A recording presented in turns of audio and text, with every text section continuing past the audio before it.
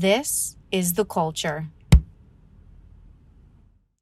Hello, everybody, and welcome back to the Culture Wave Media Network. If you haven't already, please be sure to check us out on social media, Culture Wave Media on Instagram, as well as Cinema Wave Media on TikTok and Instagram. Right now, we're currently running a combined top 50 list of the 21st century top 50 of Cinema Wave, and we are really excited about this combined list. There's a lot of controversy so far. A lot of people have had some opinions about it, but we're very confident in our picks. It's been a really fun time, and also be sure to subscribe to our channel, hit that like button, and be sure to comment. Today, we are going to be talking about The Bear on FX. If you haven't seen it already, rush to your TV and go see it. We're here with some great people to talk about it. Let's get started, guys. We're off. Yeah, we're here. We're ready to talk about The Bear. Yes, chef. Cousins. Yes, chef. Yeah. We're here. Yeah, I think Michael's our sous chef today. He's on the board. Yeah. Hello, Michael's everybody. on the board, Happy- everyone. Producer Michael for today. Happy to be here. Excited to talk.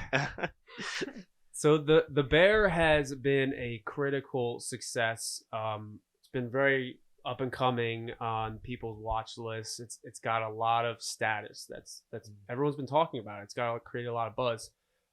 This is FX's most watched premiere in Hulu's history thus far, and per TVinsider.com, they also said it posted a significant year-over-year gains in viewership with a plus 70% increase in total hours streamed over the first season after the first 4 days of viewing. Season 1 was the most watched single season of comedy series in FX history. So season 1 did absolutely really well, and then season 2 has come out swinging with a load of fun stuff in all of their episodes so far. So what do you guys have to say about season 2, your first impressions? First impressions, I love it. I think it's great. I mean, I loved season 1. I just think it's such a bingeable show. It's so funny, but then you're crying at moments, and I just feel like it's a show that other shows are trying to get to this point, but nobody else is succeeding like The Bear is. So I'm a fan, and I can't wait to talk more about it. I definitely agree. I feel like this season 2, the talent and the acting in this season is unmatched. That's what had me hooked in season 1. I'm still not done. I will admit I'm still not done with season 2. I'm on episode 5. But I binge watched all of season 1 and the first 5 episodes of season 2 in the past couple days. And that's what really sold me. The acting in this show is just so superior and unmatched. It just feels so real. It just, it feels like we're just simply in a kitchen watching this real life everything happen in front of our eyes. So this season though, I feel like the stakes, I definitely think they are higher, and I think that they from what I've seen so far, I can see that it deserves a lot of recognition and a lot of the praise it's getting. Like you were saying with season 1, I know you've gone through season 1 now, and you were saying that you feel like you're in a kitchen. And I think that is something that everyone was talking about with season 1 and now season 2, is that intensity and the stress that they have to go through and that they're induced to with being food industry workers, and especially carrying the weight of being a top tier restaurant and getting those stars and all that expectation that is demanded of you in that environment. I think that is, I've never seen a show create that type of stress in an environment, especially with the talking over each other, the way the editing is.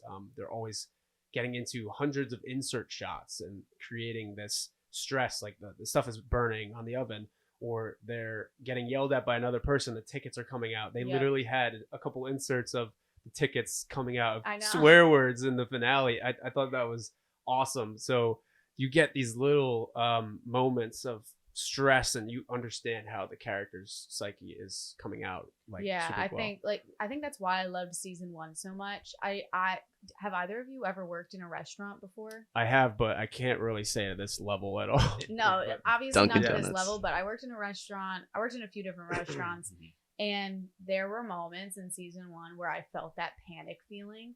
that you feel when you're in a restaurant and you're in the weeds and you're drowning and you're just like, oh my God, I got to get out of this. And like, I don't know how to.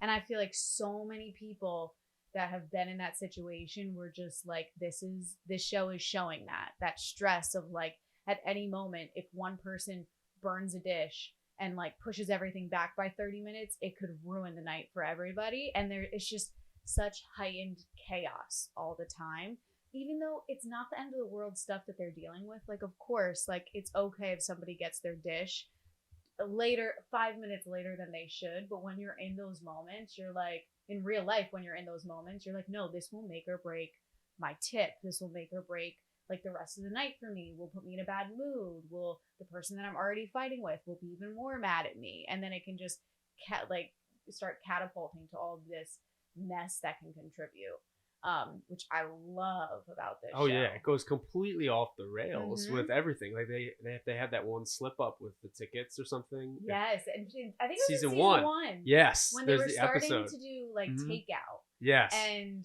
I don't remember exactly, but I'm pretty sure maybe you know, Michael, because didn't you just watch season one? Recently. Isn't it like they do takeout, but they're not supposed to turn on the tickets yet? Yes, and then all of a sudden they opened it like yes, they did it a flood of them, and a bunch, and then like that was like the episode I think where like Sydney just like left, and then like he ended up punching it and everything. And he's like, put everything on the grill, all the chicken, all everything, cook, and everyone's like, no, we actually like can't do that. Like we're not gonna survive. I love the chaos. That chaos definitely carries over into season 2 for different reasons. So there's a lot of new beginnings with this season. The very end of season 1 ends with the restaurant being rebranded to the Bear. They decide to toss out Mikey's original name of the beef, and they try to shape it into their new restaurant. So I really liked how they started the season on that new beginning. They're trying to renovate the lot and try and make it a upscale restaurant now. And then they go to Uncle Jimmy and immediately they set the stakes with, we need more money from you. And he goes, why do you need more money from me? You already owe me money. They're like, well, if we don't succeed, you get the property. And that immediately sets the stakes of how much this needs to work. And even Uncle Jimmy is like, I want this to work for you, but if it doesn't work, I'll take your property and I'll bulldoze to the ground. So I think that really sets the ticking clock on the characters, and then you're rooting for them even more. But do you guys want to talk about the beginning episodes, like 1 to 3? I mean, I don't know how you guys felt, but I liked the transition because the last that we left the show was them finding all this money in like the tomato sauce jars and just finding all this cash. So you kind of they leave us off thinking like, okay, it's going to be a huge renovation. They're going to have tons of money and it'll be great. So I like that they already start kind of as underdogs where they actually don't have enough money, because then that sets the precedent of like, there's going to be arguments, there's going to be issues, because anytime there's a renovation and there's not enough money, shit's going to hit the fan. Yeah. I also really like that they're all kind of, and then you're starting to get into that sentimental feeling of them, okay, you're going to renovate, but like the reason that they started this restaurant was because of Mikey. So it's like, are you letting him go? So I feel like there's almost a level of grief coming in too, of letting go of the past, but being able to move forward in honor of the past. Is something that they really tap in on the first episode. And so Richie's the biggest person for that. Yeah. Like you see him, he's like tearing up looking at pictures. I think of his wife though, or Natalie, Carm's sister. Yeah, I'm pretty sure.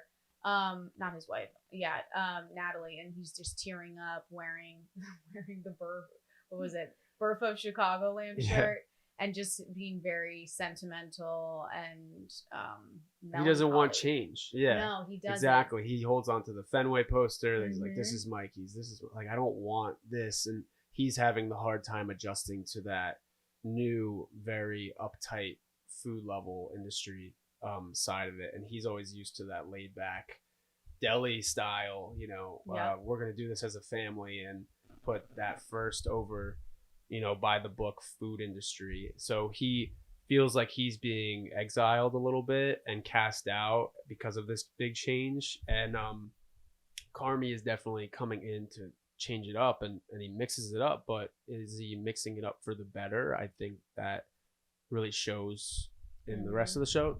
How do you think about Well, it's funny. couple episodes? It's funny you brought up the adjustment and like especially moving into this season. Just because I feel like that's personally for me one of the biggest themes that I like the most with this show is that all of it is these characters needing to adjust and needing to kind of just take a second and be like, whoa, like what's going on here? But they don't have that. They don't have it at all. And even through like editing sequences, you can just see how like because it's so fast paced, like you said, with the timeline of everything, with just everything going on, they don't have that adjustment. I mean, like honestly, Carmi never even really adjusted to the suicide at this point, and you see like the anxiety throughout, and not just him. Obviously, a lot of the characters obviously have not.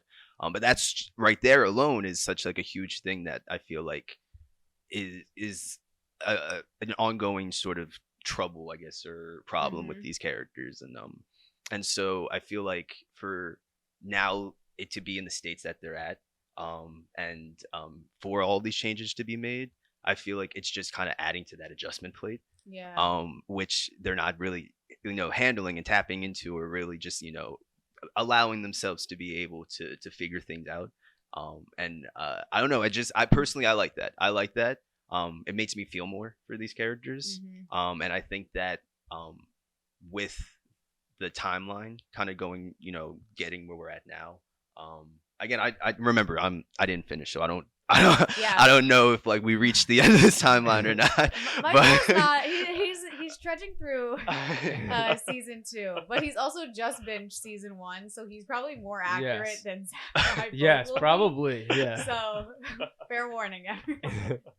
But yeah, no, I just feel like with these now newfound changes, and with a lot of the stakes being higher, I feel like the adjustment being higher as well is just a great technique in this show again. And I like it. You also talked about how the characters are more personal in this season too. I think that is a really good point because they also seem to get almost their own solo episodes. Like Marcus has his one episode where he goes to Copenhagen. Will Poulter guest stars. Yeah, that was a great episode. That episode. That was great. I love Marcus. It's very personal. It was so nice to see him get a vacation. Like he deserved that moment away from the stress and his hardship at home with his mother. Tina gets a good episode with being a sous chef in training, and that was my favorite part of episode 1. I think that's how they ended episode 1 of Tina getting asked, like, will we sue? Yes, we're Sydney. Sydney asks her, and she's like running out, and then they hug each other, and she's just like, yeah, and she's so excited. And that for me, I was just like, great ending first episode, because it's like, all right, pulling at heartstrings already, getting people invested. Because I also think I feel like season 1 was a little bit more about Carmi and kind of like, okay, Carmi is the force to be dealt with in this, and it's all about him succeeding, and all of these people are just there to like help him get this place back up. Now I feel like season 2, it's not just about him anymore, it's about the entire group and the entire staff. I think that's what they were playing into as well. That's what I think is they were like, he can't do this all on his own, and he does need that team behind him in season 2, which I think is your point exactly. So I think that they definitely needed that team behind him. And then I was even going to say too that in season 1, sometimes you never know which characters are going to stick around in or the rest of a show. If you do like 5 seasons, like however long this show goes, if you were to watch season 1, you might not know if Marcus sticks around or if Tina sticks around. And I really liked how they kept them there and they gave them their own personal time, and they weren't just these like conflict characters or these relationship characters. Like they're not side characters in my mind that like they're not just throwaway people No. to pull on a heartstring. Like they are developed characters in this season, which I really liked. Yeah. So But I feel like they're starting to get away from Carmi being like the main focus of the show. And now it's like, no, every person is a pillar. And although they might not be featured in this episode, they're still very important to the restaurant. And I feel like they showed that just throughout the whole season very well of each person's growth and then how that growth was going to carry the entire restaurant together rather than being like, it's just on one person's shoulders and like all of us are just meant to be there, do whatever they tell us to. Which I really loved. In a weird way, I feel like Carmi this season turned into like the antagonist a little bit. How do you guys feel about that? Or do you disagree with me? definitely by the end. You think so? Yeah, I I think would so. say by the end. I mean, I wouldn't really know by the end. I wouldn't know This by is the where end. we stop cutting to him on the This is camera. where we Okay. stop talking to Yeah, Michael. so stop talking now. Just, you can't have anything. Right. But I could say that again from what I've seen, he has been an ongoing force, kind of adding to a lot of things, including that timeline. You know, he's Yeah. delaying a lot of things, knowing that okay, the stakes are very high right now. So I could see that. I could see that. I need to keep You watching need to it keep watching but because it builds up to a point where you're like, all the problems are connected to him. wow, really? Yeah. Yeah. I think he gets in his own way and he gets in everyone else's way. Some by accident and some intentionally. Well, also, they bring in a little romance this season. Yeah, that was a huge point. I know you're talking about the pillars of the show. I was gonna say Claire brings a lot of spice to this. a lot of season. spice. Yeah. How did you guys think of bringing in Of a Claire? romance and like Claire's character? I have a very strong opinion on it. I want to hear what you guys Really? think first. Really? I do. Oh, okay. Well, you explain. I would love to hear your explanation. It's actually my least favorite thing in the whole show. I think that it Oh. really, like for her, I don't like her character. I think she's very one-dimensional. I felt like she was a little bit calculated in ways. Like, but I felt like they just kept saying like, oh, she's a great person. Like she's a nurse. She works in a hospital. Like she's a great person. But I don't know. Maybe it was the actor herself seems a little bit more aware of what she's actually doing. Like it to me, it seemed like she knew that she was messing up the whole situation a little bit, but she didn't care because she wanted to get to Carmi at the end of the day, which I didn't like because I was like, why are we making this girl just come out of nowhere when we haven't even heard of her at all from season 1? And she's going to be the one that throws like the wrench in the whole thing, even though everybody's like, oh, she's a great person. But really all she's done is just kind of like take up his time when he's clearly said like, I'm opening up a restaurant since the first time that they saw each other again. I also don't love when shows throw in romance just to cause like a divide because it's like, why? I think it was a great way of showing how much he wanted it to be a success, the restaurant, because I'm gonna spoil a little bit of the end, but Cover your ears. with the end, he basically just goes into this in the freezer when he's locked in the freezer, and then he accidentally spills his guts to who he thinks is Tina. Claire is at the door because she rushes back there. She's worried about him, and then he says I could focus. I was in a routine. I don't need any amusement or enjoyment. I'm completely fine with that. No amount of good is worth how terrible this feels. It's a complete waste of time. So it goes to your point of how it is in his mind now a distraction from everything that he needs to do. And he does even say to Sid earlier on, he's like, you got to care about this restaurant and this lifestyle more than anything else, like to make this work. So it exposes how much that he wants it. It's kind of like that Whiplash mindset where he breaks up with the girl in Whiplash and he's like I want to be great, you know, like you're a problem for that. Like, so yes, it does impede on his success, but it's also kind of heartless because he lacks a soul for most of the season too. He's so focused on this restaurant that when he finally has time to let in a loving relationship, it takes away from it. But is that a good or bad thing? I mean, it's great for the show, but morally, like, I guess it's Yeah. good for the show because like the whole time I was just like annoyed because I'm like, you're literally making mistakes because you're running off with like a girl that you've known for a while, but also we've never really heard of. And so I felt like maybe if they just made it not so apparent in the first, like so early on in the series that this was going to be a problem, because I felt like I knew that right away that I was like, this is going to be the downfall. and Of, Sid like, is like that. Yeah. yes, maybe it's because Sydney picks up on it too early too in the season for me, where she sees it as an issue right away, and so then that issue just builds and builds and builds. But then again, maybe it's just really good writing, and that's why I'm annoyed because I just don't like that she was messing up their plan. Mm-hmm. I could say that I feel like with as far as that whole storyline, to be honest, it just didn't really even feel really relevant to me. Right? It just didn't, honestly, to the point where like even a lot of the things that you guys are saying, like I didn't even think about just because it was just kind of like another thing going on in the show. I was like, okay.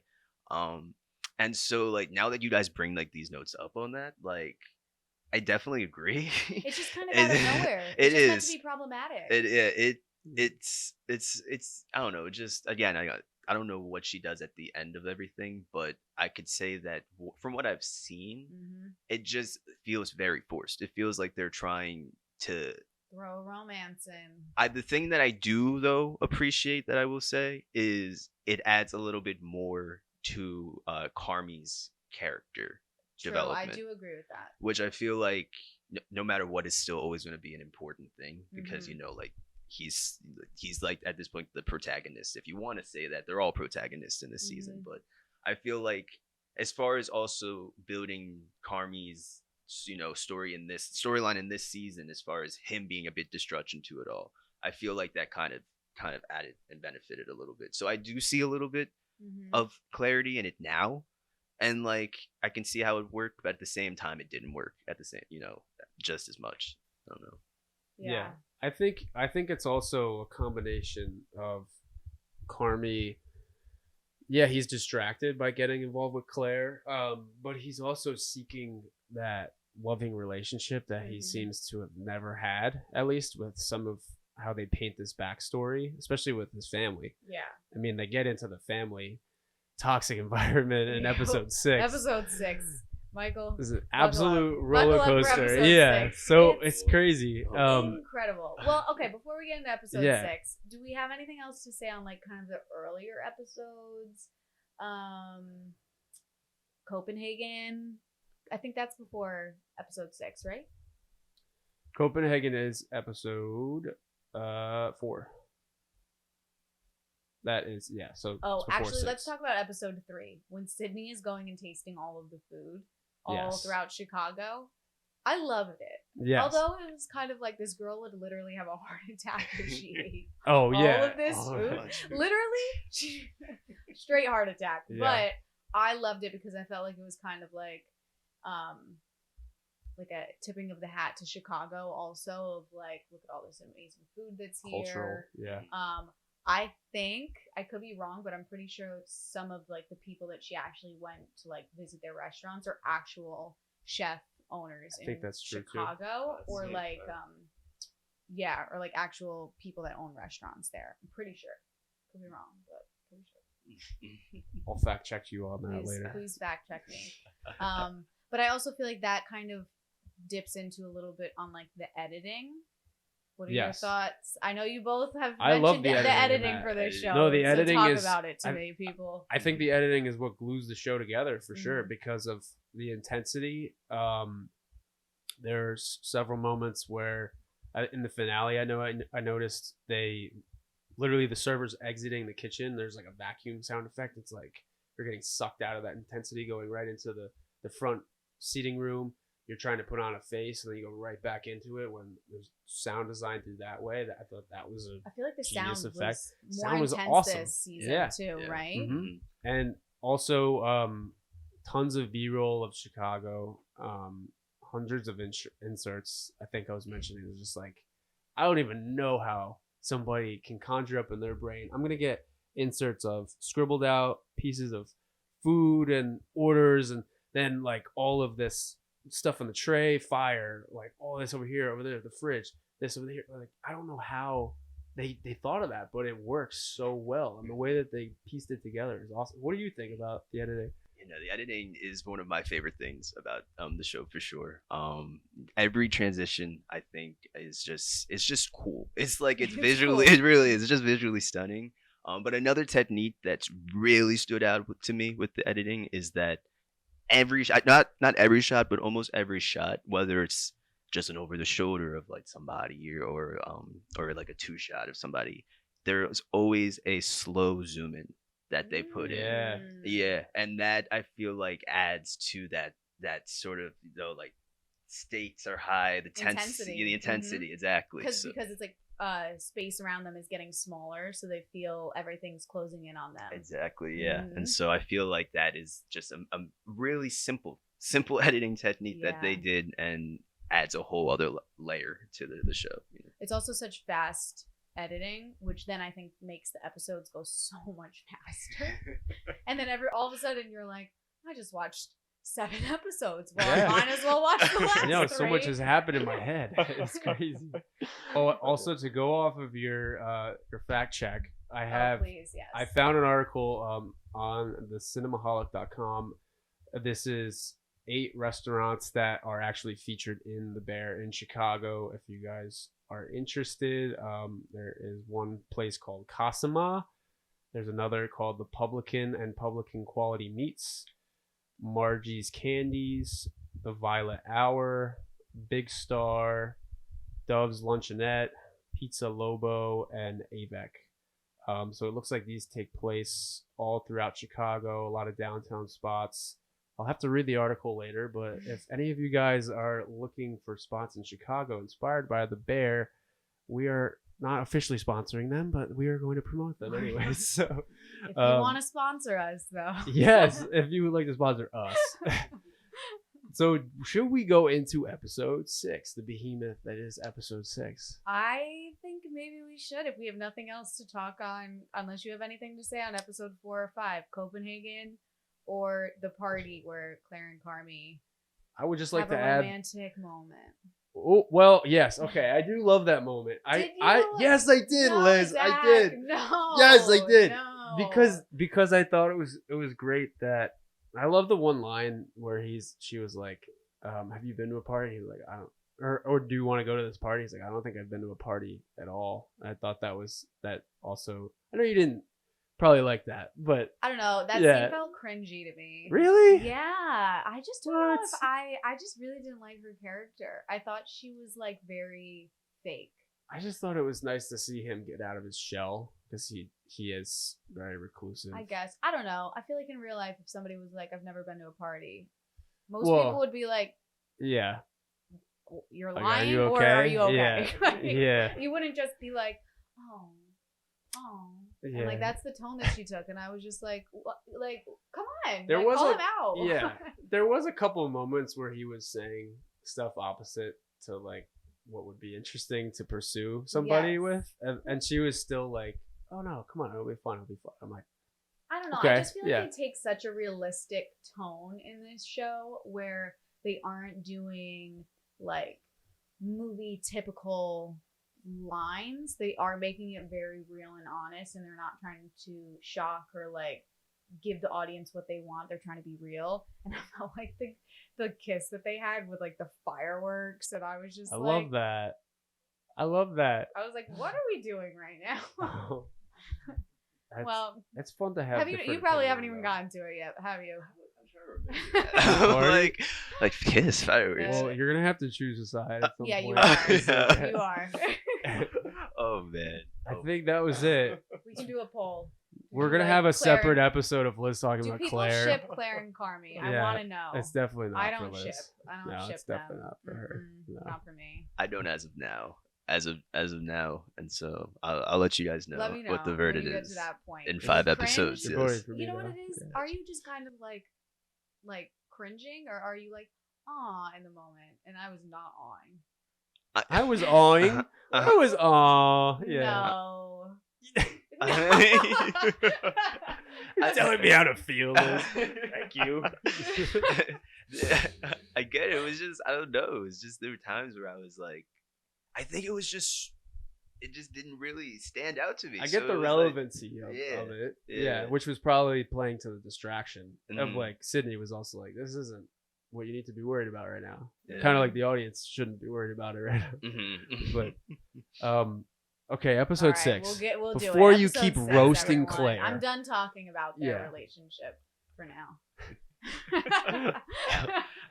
So episode 6 was a behemoth of an episode. It was an hour and 6 minutes, unlike the rest of the episodes that usually run about an average of half hour, 35 minutes.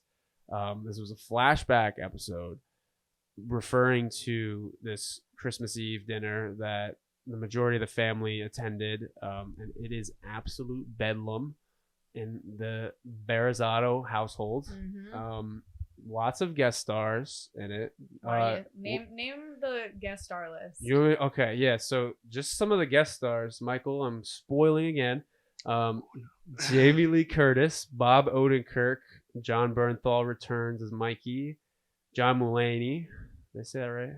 I always say his name wrong. John Mulaney. Sarah Paulson, Jillian Jacobs, and Ricky Staffieri. Lots of people. Yeah. Wait, are these like just family members? Like These are in this- extended family. Yeah, like Jamie Yeah. Lee Curtis is And- Carmi's yeah. mom. Oh wow! Mhm. Wow. Yes. Yeah, and in this episode, Mikey is alive, and he's at the holiday dinner. Mhm. Okay. Okay. And then Yep. also, cousin is there. Yes, cousin. Cousin who is engaged to Jillian Jacobs' character, and she's pregnant with his daughter. Mhm. It's a just few catch years before. It's a Yeah. few years before, because she's pregnant. She just keeps like throwing up, Mhm. and it's utter chaos. We watch as Jamie Lee Curtis, who clearly has a drinking problem, is trying to make the Seven Fishes dinner for her family, and is just yelling, throwing things. Timers are going off like crazy. The sound effects that are happening, it's wild. Just the family dynamics of fighting 1 second and then being like, I'm so glad that you came home for the holidays. I feel like a lot of people are able to kind of relate to it in a weird way also. I think so. Yeah. Which is why I think it's gonna hit home, and honestly I think it's gonna go down as maybe the best episode from this entire series. I think so. It's just, it's nonstop from the moment that they start the episode. You feel kind of like, I don't know if the worst thing in the world's gonna happen this episode. Like, you literally are on the edge of your seat thinking like, Someone's gonna die. could die. Like somebody could. That's how high the stakes That's how are. aggressive they are as a family. Especially there's several moments, but John Bernthal's character Mikey basically threatens Uncle Lee, who's Bob Odenkirk, and he is really tired of his Threatens him with a outbursts. fork. Threatens him with a fork. So he throws 2 forks at him, and Uncle Lee goes, "If you throw one more fork at me, I'm gonna come over there and I'm gonna beat you." Which sounds funny. So which like is, a like, part of me hilarious is like, to us. if you read it on Yeah. script, a part of me is like, okay, that's like kind of entertaining, but it's life or death at this It dinner is. table. Everyone is going, "Dude, Mikey, don't throw it. Like, don't Like, do I it. beg you, Yeah, don't do it. I please." love you. And they just keep saying like, I love you. Yeah. I love you. Don't do it. And like, are like tearful. And then right as you think like he's either going to do it or he doesn't do it, Jamie Lee Curtis swoops into the scene and is just like holding on for dear life to sanity. And you're like, Yes. so who's going to blow up first? Jamie Lee Curtis Yes. or Mikey? And it's just it's a great episode. It's amazing. Based on what you guys are saying, as far as this episode, I'm seeing, and I mean, like, tell me if you also picked up on this, but it sounds like you're seeing that dynamic, family dynamic, and immediately I compare it to the family dynamic of the kitchen. And I see how like you could see how like, oh snap, you're saying that like they're like screaming, cursing each other out, and then immediately like, I love you. You know, it's like you could see how that kind of matches that setting and how much their world plays into this world. of the kitchen Yeah. of Why it's the so bear. easy for Carmi. Exactly, Mhm. exactly. That's I'm actually excited. exactly how they modeled this episode. Really That No way. basically to a T of, especially with the sound design and the editing, is the timers going off, the high energy. It feels exactly like the kitchen in the restaurant. Okay. So I think that's also a way of it embellishing into Carmi's attitude and behavior. Is he's mostly a fly on the wall in this episode. He definitely has moments where he speaks up for himself, but he's really coming home for Christmas Eve from New York, from that bad restaurant that he was in the first season, in season 1 they allude to. He comes home and he's observing his family. He's like, I don't really know if I want to come home, and this is exactly why he didn't want to come home. Everything is going absolutely sideways. Mhm. He just didn't want to be there, and then this is another reason, and then really crazy things happen. Jamie Lee Curtis eventually drives a car through the house. Oh my, wait, what? Yeah, it's how it Yes. ends. Yeah. Stakes are high. So No, the stakes are yes. unbelievably high. Yeah. She loses it, basically. Wow. Spoiler, she loses it. If that wasn't losing it. But yeah, so that episode for me was the best in Yeah. the series so I far. I like that they did it in the middle of the season because I think it was a nice reminder that like Carmi isn't used to being like the biggest personality in his family. Like he's not meant to be, like he's not used to being the loudest in the kitchen because his brother always was. And so I think because they had a nice moment between Carmi and his brother, where he gets him like a gift and he shows him like a drawing where Carmi wanted to open up the new restaurant with his brother and was like, I'm ready to do this if you are. But then they never talk about it again. And then I guess it must have been a little while later, Mikey, I think, dies. I don't remember I when would he assume. dies. Is it like recent or? It's pretty recent in season 1. Okay, yeah, the yeah. beginning of season 1. But I think it was Yeah. nice to show that like Carmi wanted to open up this restaurant with his brother, but not necessarily by himself. And so I think that's really nice to see him then struggle later on and being like, okay, well, he might not be the best leader because he didn't see himself leading this whole group by himself. He thought he was going to do it side by side with his brother so that they could share it. So I really liked that. Mhm. And then I love the quote too that you wrote, Zach, Mhm. from Jamie Lee Curtis. Do you want to read it? Yeah. Well, she, before her meltdown, she kind of she's making dinner. She's making all this stuff happen for people. And she's basically like, no one's appreciating what I'm doing. Obviously, some people are, but not everyone else. They're kind of hyper fixated on their own troubles. But she says, I make things beautiful for them, but they don't make beautiful things for me. So that's kind of, in a nutshell, what she feels as a parent, too.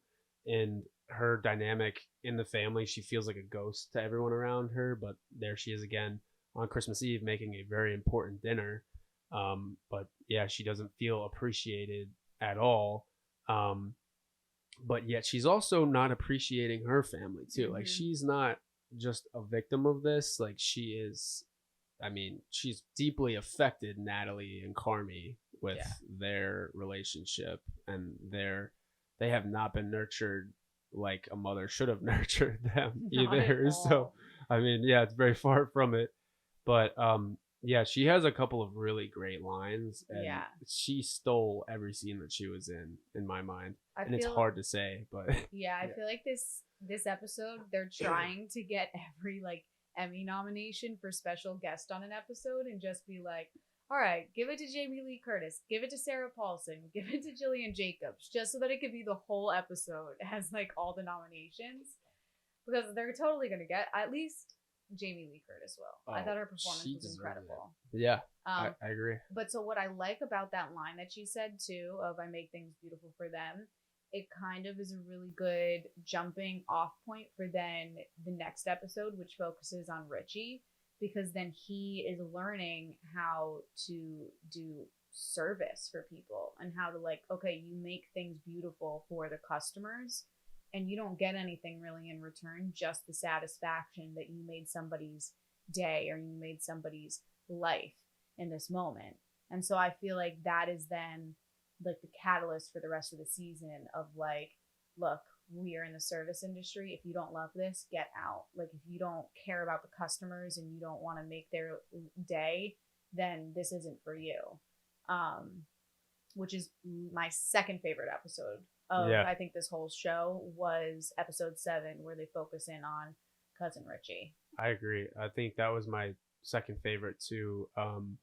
Just because you finally get to the deep nerves that Richie has, and you explore his problems at home, and also his he's trying to get an understanding for food, and he the whole time he's like, cousin, I don't understand like where this is coming from, or like why I need to be trained like this. And then when he goes to that high class restaurant, he understands the appreciation of serving and why people come and get that expression on their face, why they enjoy going to something like that. And then basically he gets told like this is basically sharing an appreciation between people. And I love the moment too with Olivia Colman. She has a random part. cameo, yeah, which is another like, it's okay, incredible. Yeah, and it's a super low key scene. Yeah, not high staked at all. Mm-hmm. They're literally like, what are they doing? Like, oh, they're peeling mushrooms. Yeah, it's mushrooms or little. Oh man, I can't remember what it is. Mushrooms. It might be mushrooms. Let's go with mushrooms. Let's go with mushrooms. Yeah. So we'll fact check it later.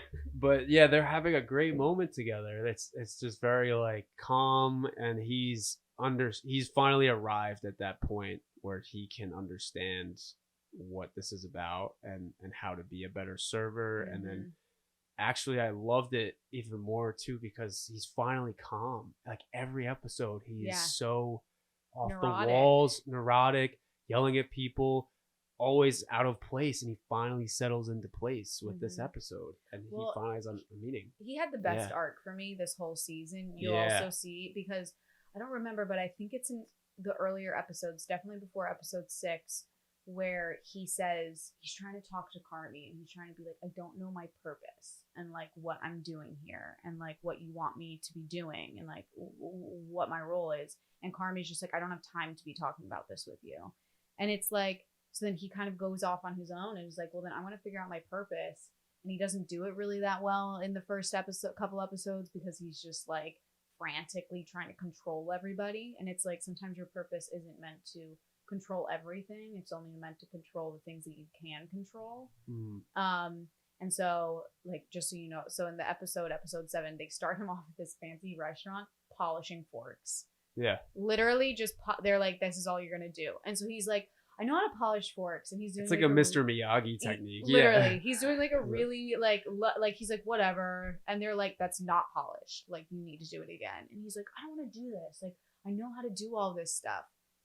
And then also, I just love the subtlety in this show, because then throughout the episode, you see he slowly starts to wake up earlier and earlier and earlier, because he's starting to be like, okay, I'm excited to go to work. I'm excited to go for the next day. And then on the final day, he's like waking up before his alarm. His place is cleaned up. He's like looking put together.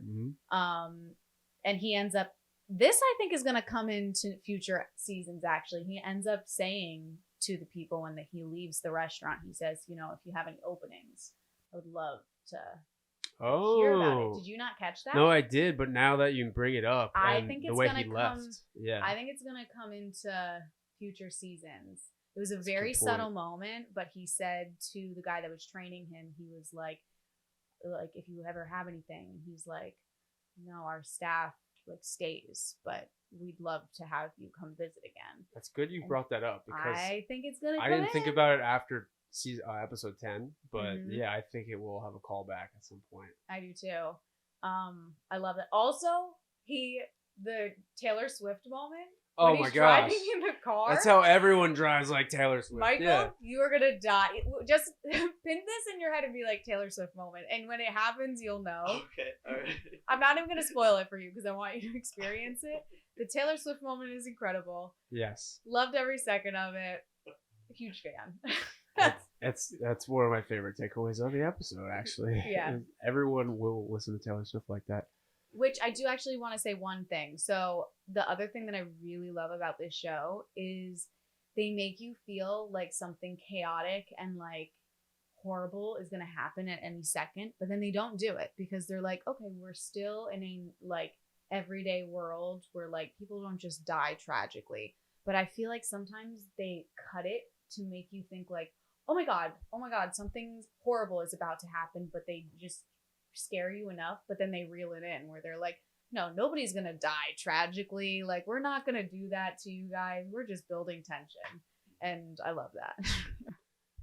Yeah, they build a lot of tension up, especially with moving into episode 8. They have the fire suppression test. Oof. I've never been more stressed out for something I've never understood in my life. I don't even know what it is. Yeah, so I was like, they're explaining how there's one last test that they have left, and if they fail it, like they're done health and safety inspection wise. So that was a great episode. What else was there more in that episode? I know that was the main focus of that episode. I can't remember anything else major. I have to go back for it, but I think the fire suppression test was the main thing. Yes, I think fire suppression. This is when they are getting final touches on the restaurant to like cousin comes in wearing a suit. Yes. And he starts he's wearing a full suit and everyone's like, what's with the suit? Somebody, I think Tina says like, oh, do you have a funeral to go to? And he just keeps saying like, no, I wear suits now. And so he's taking on this whole new vibe of like, I care about my job. I want to look good. I want to feel good. And I want to be the best front of house anyone's ever had. And so I'm going to dress nice, which I feel like that's when you start to see and be like, okay, maybe there's hope. Like maybe this actually goes well for them. He vets that one person that comes in for the job interview. He asked them. Yeah, this is a good part. And and he was like, no, she didn't notice this thing about, was it the napkins were off? Yeah, so he tilted a napkin so it was a different way than all of the other napkins set on like the table settings. And Natalie was like, oh, she was great. And he was like, nope. And he's like, she didn't even move the napkin. And he's like, that would have driven me crazy if I sat down and saw that a napkin was tilted the wrong way. And Natalie's just like, you turned the napkin. Oh my god. I was like, oh, okay. She's like, it was just a really great This is not moment. the guy that I used to know at all. Yeah. That was a great episode. Moving into episode 9, they're doing those last preparations for the restaurant. Still, they're doing the first screening. Oh no, they're not. Yeah, in episode 10 they do the first customers. Episode 9 they're doing the preparations. I really liked in episode 9 this vulnerable moment that Carmi and Sid had when they were fixing the table and they were talking about just their ideas and expectations. I think it was a little bit about their relationship too with Claire. And Carmi seemed more vulnerable than I had ever seen him in the show. He's just having a very personal, slowed down moment with Sid, and they're opening up to each other. So I thought that was a really nice thing to see. And I almost thought that there was, do you ever feel like there was some scattered breadcrumbs of sexual tension with Sid and Carmi? I think that the writers have sprinkled it in there, but I think that I don't think they're going to go that way at all. Yeah. I don't know where they would go. Yeah. No, I don't think they will. I think they were maybe testing the waters in season 1 with that vibe, but I think that they realize that it's like, where do you go? They end up breaking up and then they hate each other, and then the restaurant, then it becomes more about the romance than the actual restaurant. Yeah.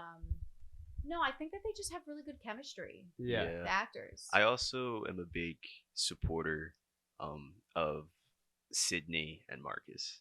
I don't know. I think that they are a good match, and so that is the relationship that I ship. Yeah. Claire, Carmi, get out. All of right. the way. Well, yeah, and then there's that. Sydney and Marcus. Oh my god, and the whole. Actually, 10. I don't really want to ruin it for Michael. I know that's a nice part. I don't really want to ruin. Yeah, it's okay. This is the viewers might. I mean, it's not like a major talking point for the podcast, so we could skip. It's okay. Not huge, Okay. Yeah, it's not huge. It's kind of more just like a side plot in one of the episodes. Gotcha. But We're gonna gonna save that one for All you. right, thank you guys. But Yeah. I ship them all Yes, the way. I do too. I want that to happen. Marcus I don't know is if it will. yeah, Marcus is such a big teddy bear. I love Marcus. He's honestly got the most heart of anyone at the restaurant, and he's the Yeah. nicest one. And So he's also going through. That's something that we didn't really talk about. Is the season actually opens with him sitting next to his mom. yeah, Which for me, I was a little bit like, wow, this is the tone that they're taking. Because I don't know, I thought that in episode 1 they would have started like right off the bat, like hot grills, like getting right back into like cooking the beef and making everything. And instead, it was a little bit softer of a tone. And watching him sit with his mom, taking care of her, and like throughout the season, we see him just checking in on her, worried about her when he's in Copenhagen. So it's I don't want to say anything too on what happens in the final season, but it's not good. it's not well, it's a good. cliffhanger. It is a cliffhanger. So basically, we can say this because really, but at the end of episode 10, that's one of the cliffhangers. Is you see his phone light up, and the nurse is like, "You have to call me right away." So the person taking care of his mom at home had some news to tell him. So we don't know exactly, but you could presume that it's not good It's news. not good. Yeah, there's like multiple missed calls. Yeah. Her being like, "Where are you? Where have you been? Call me." But he's so busy in the family and friends night of the first night of the restaurant that he's not really looking at his phone to like see that. Yeah. Yes. So I mean, maybe it could be a positive. Maybe it could be like, your mom's doing really well now. You should come home. That would be nice. There was one Marcus moment in his what was it Copenhagen. Yeah, that episode that at first it was throwing me off, but then I grew to appreciate when he saved the guy. That was like Super weird moment. right. yeah. I thought he was gonna mug him, to be honest, or like Yeah. because he was a nice dude in a different country. I thought he was gonna get taken advantage of or some way. Yeah, But I didn't really get the purpose of it. I didn't get it at first, but in trying to figure out why yeah, it please. was, I feel like that will give him. Again, I don't know. This is a stretch, maybe, but I feel like it's gonna give him some sort of satisfaction in being able to save something in the midst of, because I do feel like if it end on that cliffhanger, then his mom probably, I hate to say it, probably didn't make it, but I feel like because there's so many heartwarming moments with his character sprinkled throughout all of this season, I feel like that it's like that's just more of like that reassurance and sort of That like he's a good person. Yeah. exactly, he's still being there, don't do all like sitting by his mom and all that stuff. He's putting in that effort, and like though there will be times where he can't be there, obviously because of the restaurant, because he's taking time for himself, he's getting that reassurance like he is a good person. So I feel like very random scene, Very. but it but was. hearing how it's like how it's set to end, and then obviously how the season started, I feel like it's bigger than probably a lot of people realize. Yeah. That scene, as weird as it was, I think it was deeper than a lot of people So realize. that's that scene too.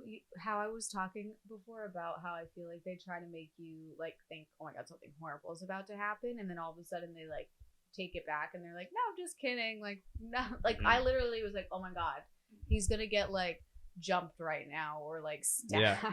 Yeah. But like nothing happens. The guy literally hugs him and then is like thanks, man. gonna go on my bike. He's equally as like, what just Yeah, happened? He's like, okay.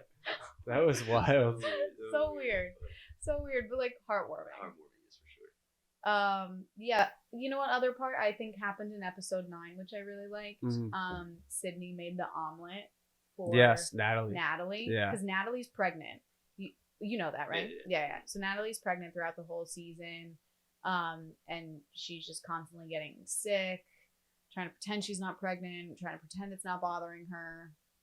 And then you kind of see a nice moment between Sydney also like cooking something, not panic cooking.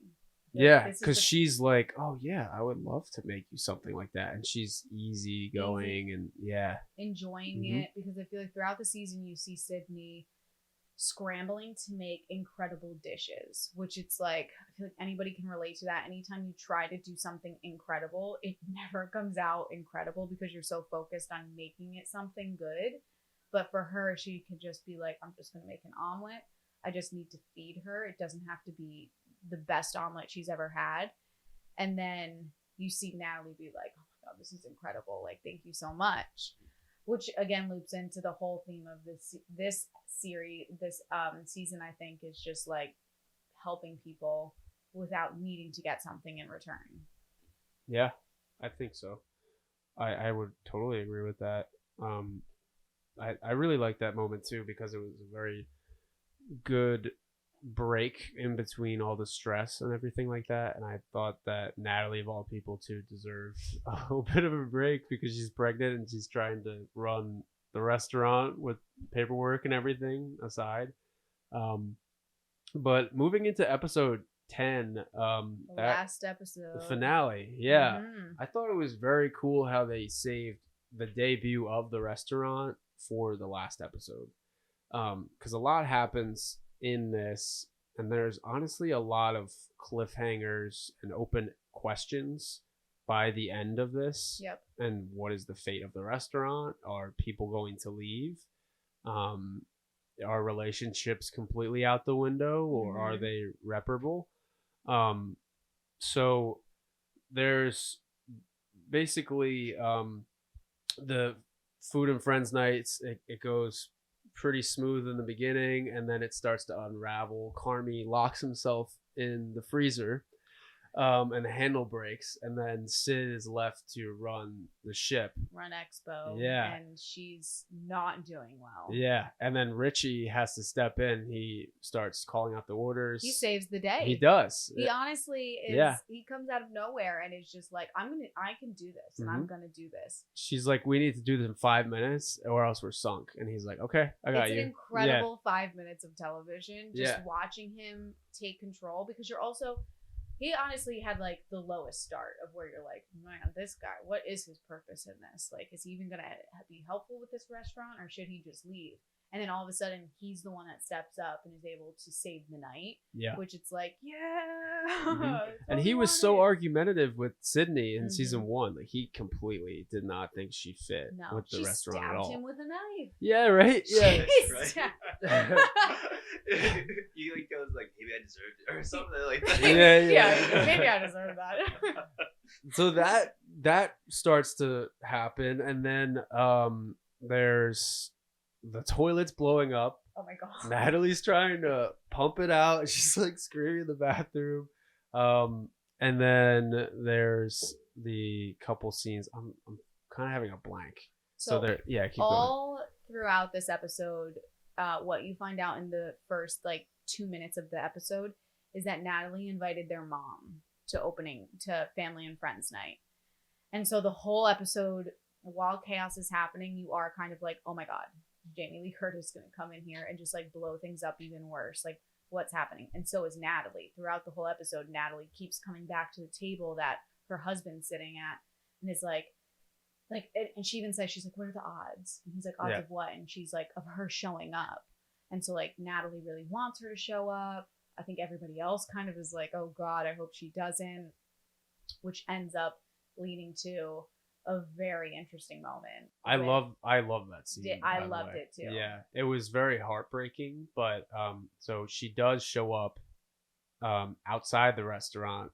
Pete runs outside, Natalie's partner, and he's like, oh, what are you doing out here? It's cold. Come inside. We have a seat for you. Like, Natalie will be so thrilled. Carmi's doing great. Like, it's all going awesome. And then he's like, you would be so proud of them. And she's like, I am proud of them. I am proud of them. And then she also says, they have a good thing. I don't want to hurt it. I'm proud of them, but I don't know how to say sorry, which is calling back to episode 6 with the entire blow up and also her parenting as a whole. So she's like, I don't want to blow this up again for them. Like, I don't know how I can apologize to some damage like saying, this. Like, I don't know how to do this. Yeah. And he was like, do what? He's like, you don't have to do anything. He's like, just come inside. Yeah, he's like, what are you talking about? Yeah, he's like, what are you talking about? Like, you don't have to do anything. What do you have to do? and she ends up she also didn't know that Natalie was pregnant. Yeah, Peter Spoiler. he's like, I thought she told Yeah, you. he says, he's like, when the baby comes, and she's like, what baby? And I was like, oh my god. Yeah. Like, she doesn't know. Yeah. She ends up leaving though and not going in. And she says, Pete, you can't tell them that I was here. And he's like, well, I have to. And then she's like, no, you can't. You see Pete go back inside, and then he's like, he just starts breaking down and crying because he loves Natalie so much. And then he's like, I love you. And then she's like, why? What's up? What's up? Like, and he's just like, I love you so much. He's not covering telling for her. the mom. Yeah. He doesn't tell her that she was there. Yeah, because he almost believes that it might hurt her more, knowing, that she would have left, that or she was there but then couldn't come in to see them. Yeah. Which she was looking it's just forward such to that. great. Yeah. It was such great acting too, of like not forcing the tears, but also just like the panic in his eyes of like, I really can't show her that I'm like freaking out right now, but also like he's been a part of that family too, so he knows how problematic everybody is with each other. And I think Natalie really is invested in her mom coming back into her life, but everybody but her knows that it's bad news. She's always been seeking that form of validation from her, and even in the Christmas Eve episode, she's seeking some type of validation and trying to help with the meal, or trying to make some stuff work for the family. And I really think that she just wants to prove herself to her mom that there is something that's working for the family, and Carmi as well. And I was going to actually talk about that as one of my points with the whole series, or at least the season 2. I think that the show, or this season, is about love and the damages of lack of love. And I think that's very evident with the family relationship, at least with Jamie Lee Curtis. Like, she's a horrible parent. She has tons of neglect to her kids, and then when she is giving them attention, she's basically yelling at them. Her expectations of them are so high. She's not giving them validation or trying to build a relationship with them and pointing them in the right direction. Carmi is completely scared of love, I think, because of his neglect from his family. And there's that great moment when he's in the freezer and he's listening to the voicemail from Claire, and she's spilling her guts, like how much she loves him. Yep. And then she finally says, I love you. And he like literally has a physical reaction of tossing the phone away. And to me, I was like, wow, that is so, there is some deep rooted trauma there. Like, he is absolutely messed up with people not giving him that relationship, or he's afraid of getting so close to her and then it blowing up again, which it basically does by the end of the season. But there's other examples too, even with Marcus and Sydney. There's Marcus and his mom. Richie is trying to mend his relationship with his wife, his ex-wife. He finds out that she's getting remarried, so that was super troubling, even though he just went through that great episode of trying to, he finally found his place in the universe with the restaurant, and he's like, things are looking good, I'm gonna get my kid Taylor Swift tickets. And then he finds out that is a closed door for his relationship.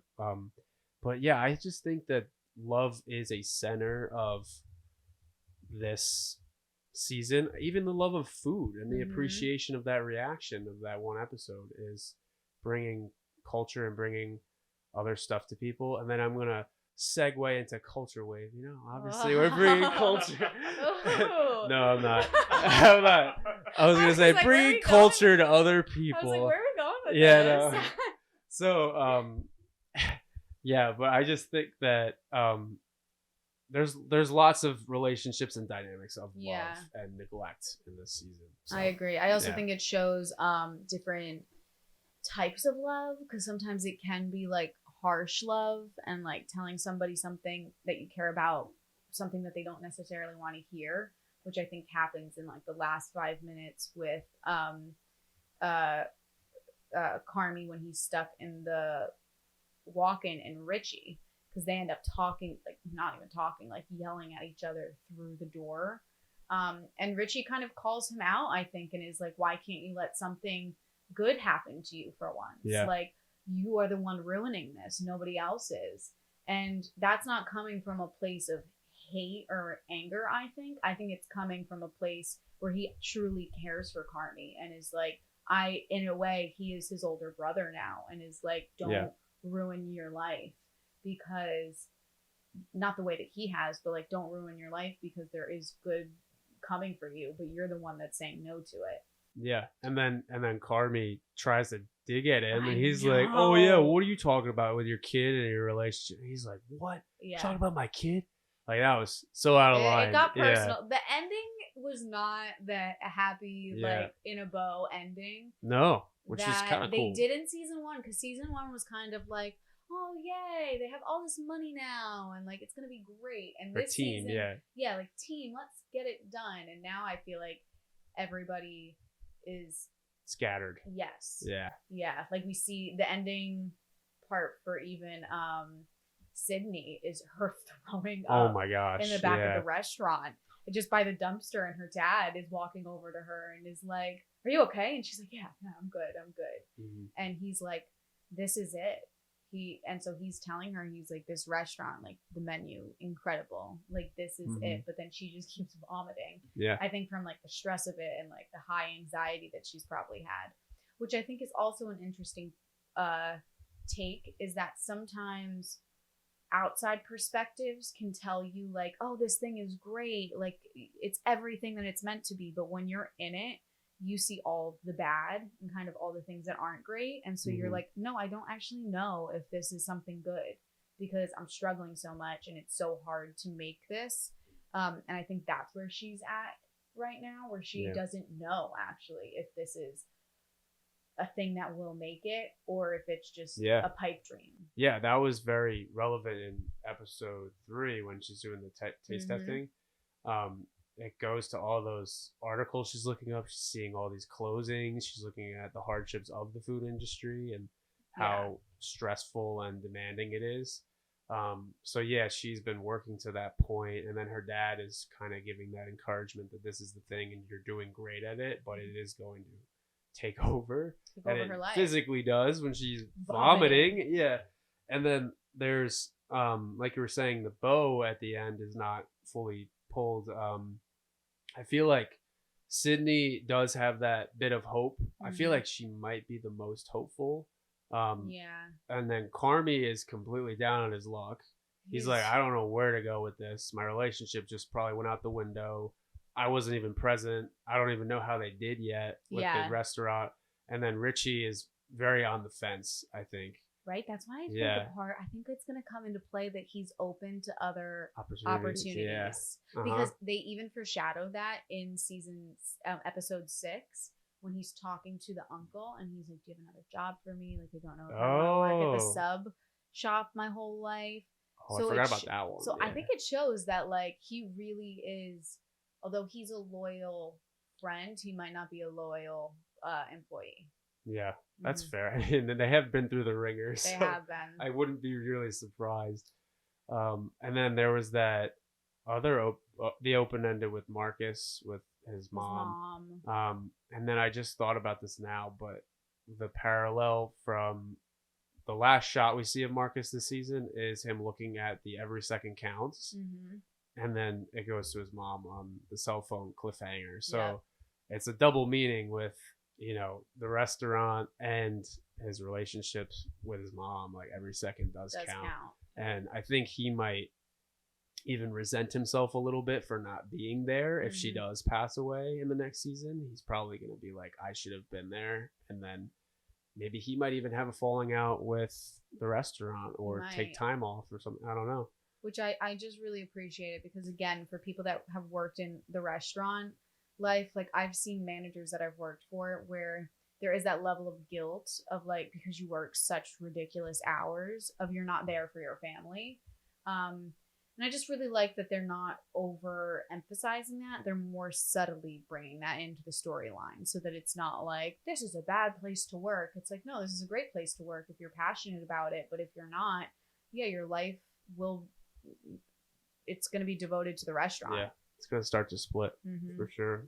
I just have some final thoughts on the season, but do you guys like for one point being do you have any Emmy predictions for the season? You want to go first, Michael? What do you got? What do you got? I off the top of my head, Emmy predictions. Performances, editing, directing. I could guest definitely see stars. editing Yeah. getting a nomination. I could go as far as I definitely think that some performances will for sure, like 100% get nominated. I just don't know yet. I need to Really? You I need I to watch the full scope, I will yeah, say. yeah, because Yeah. I want to see how certain character developments play out Yep. to the end of the season. Yep. And so I definitely think that editing, performance, and if anything, those two. I feel like those two have a good chance. I think so definitely what did I say about Jamie Lee Curtis before? Guest actor. Do they consider this a drama or a comedy series? I don't remember. I would say Comedy, right? Yeah. So I think that at least Jamie Lee Curtis will be get best guest actress in a comedy series for that one episode. But then I feel like, because last season, I think it was only Jeremy Allen White that received any nominations out of the cast. Is that correct? Yeah, I would have to. I think, though, he will get one again. I think. Yeah, I think he is definitely going to get up for I think he definitely lead. will. He won the Golden Globe last year. I don't know if he'll win, depending on who he's against, but I definitely think he'll get a nom. I think Cousin Richie will get one for his performance this season. I think he deserves. I think he deserves supporting. it. Maybe a little bit more than Cartney, actually. I feel like the character arc was incredible. Yeah. I even feel like Sydney might get one.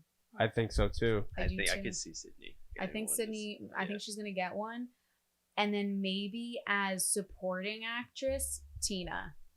Yeah, Tina's. Because when she did the song singing.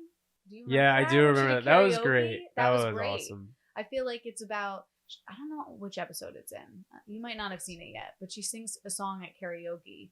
It's kind of.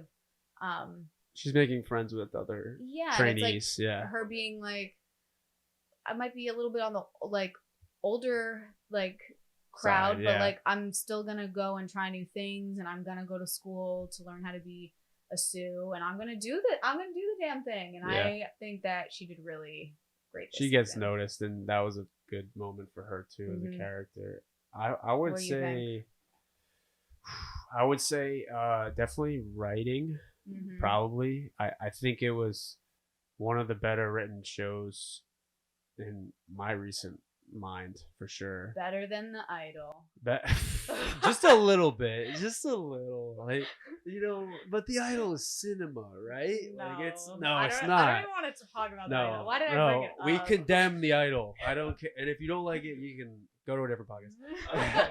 So, but yeah, and it's in competition with The Idol. So writing, editing, directing, Jamie Lee Curtis. I would make a bold take that she gave her best performance in her career. On a limb. That's tough. I would have to go back. Freaky Friday? Freaky Friday could pass it too. Yeah, you're right.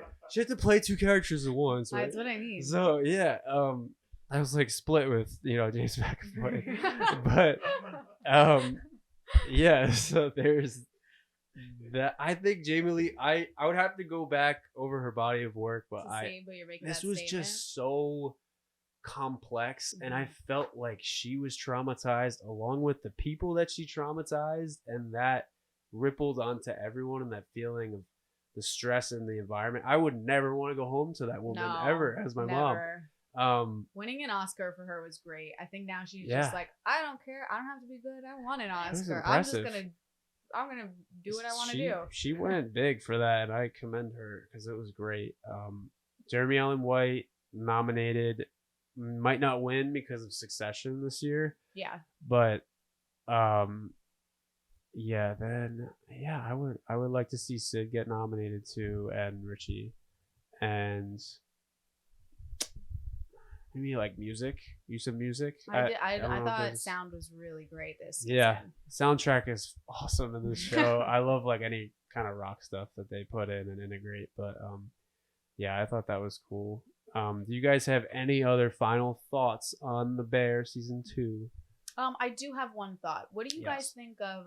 I think I read this somewhere where it was like season 1 was more of like a prologue, kind of, to get people used to the world of like restaurants and how chaotic it is and like the regular life of it.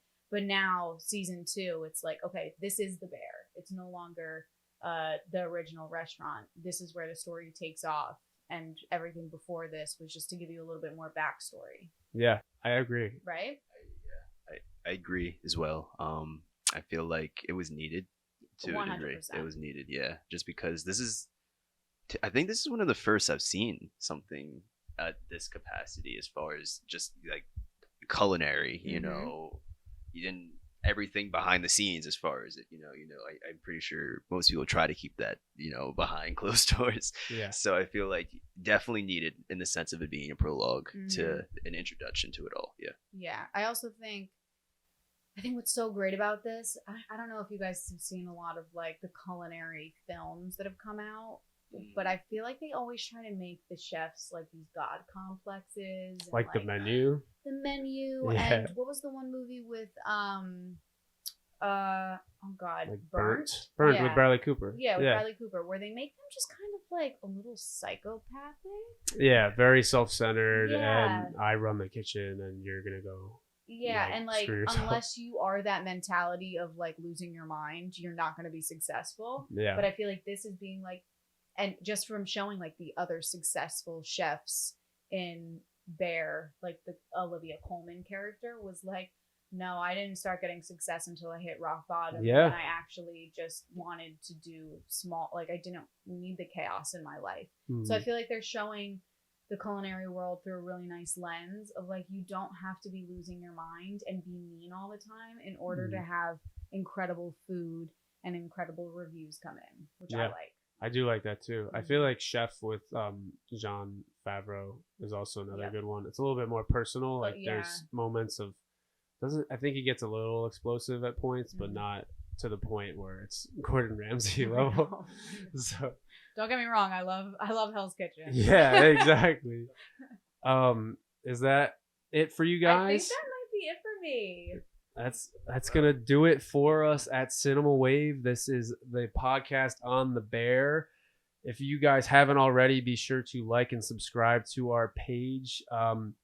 Also, keep an eye out for our content coming soon. We have more top 50 rolling out, more podcasts coming. There are tons of releases coming this summer that we're super excited to talk about. So be sure to stay tuned, and we will see you next time.